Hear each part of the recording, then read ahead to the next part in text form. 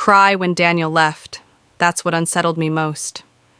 He sat across from me at the small restaurant we used to call ours, fingers locked together like he was about to deliver medical results. He said he'd been thinking, said Jessica, and he had connected. He said I deserved someone more aligned. It sounded drafted. 2 weeks later, my cousin was engaged. 3 months later, she was married. Might have believed the timing was ugly coincidence if I hadn't walked past my father's open study door one evening and heard him say very evenly, "It's handled." The number R7500 came to me not through confession, but carelessness. Transfer summary left on his desk, a business disbursement labeled as consulting. When I asked him, he didn't deny it. Jessica needs stability. He said, "She's fragile. You'll be fine.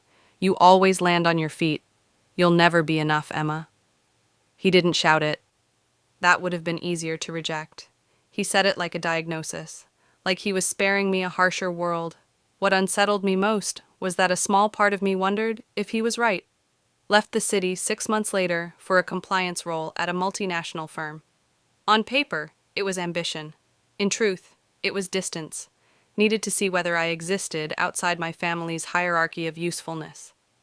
The first year was quiet and humiliating in its ordinariness.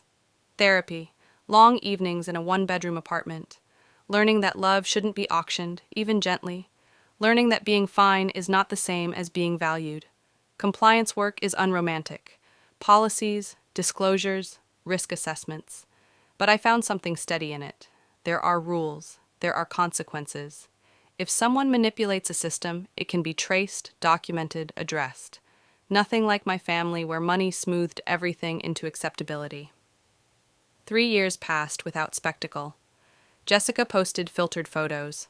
My father expanded his construction business into regional partnerships. Daniel, now my cousin's husband, joined one of the subsidiary boards. I rarely looked. Then my brother got engaged. The invitation arrived embossed and cheerful, considered declining, but avoiding rooms had shaped too much of my 20s already. I would not exile myself from my own history again. The wedding venue was large, expensive, predictable, white florals, polished speeches. My father moved through the crowd with that same contained authority. Jessica looked thinner. Daniel looked older. When they saw me, there was a flicker. Not fear, not yet. Assessment. I wasn't dramatically transformed, no cinematic entrance, just composed, tailored navy dress, professional posture. I had learned how to take up space without apology. During cocktail hour, my phone vibrated. I stepped aside near the terrace doors and answered. It was our internal audit team confirming the formal notice schedule. "Yes," I said calmly. "Conflict of interest disclosure has already been filed. I won't recuse unless legal determines direct impairment." Turned slightly and saw my father standing a few feet away. He had heard enough. "What notice?" he asked, voice controlled. Ended the call before answering him. Not to be dramatic, just to keep boundaries clean. "Our firm initiated a regional contractor audit," I said. "Your company is on the list." The silence that followed was different from the silence 3 years ago. Then I had absorbed it. Now he did. "You're doing this?" he asked. "It's not personal," I replied. "It's procedure." That was the truth. I hadn't sought his file. Landed on my desk because I oversee third-party risk for the division. When I saw the name, my stomach tightened. Filed the required disclosure the same day. Transparency is a rule, not a favor.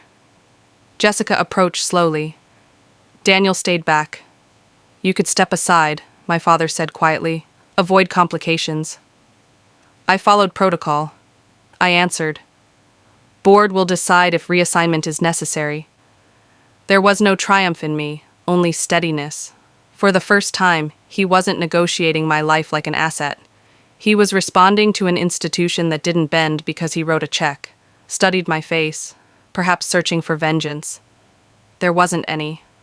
"I won't sabotage you," I added. "But I won't protect you either," was the boundary. I hadn't known how to draw at 25. My brother called us back inside before anything else could escalate. The ceremony began. Vows were exchanged for love, not leverage. I felt something loosen in my chest. Later, as I prepared to leave, brother hugged me tightly. I'm glad you came, he whispered. So was I. The audit letter went out the following week. Standard language, standard timeline. Whether my father's company would face penalties or simply scrutiny, I didn't yet know. What I knew was this: I was no longer the expendable daughter who would be fine. If consequences came, they would come through systems, not spite. And if nothing catastrophic happened, if the business survived, if Jessica's marriage endured, that would be fine too. Dignity was no longer dependent on their downfall. For the first time, I wasn't landing on my feet. I was standing on them.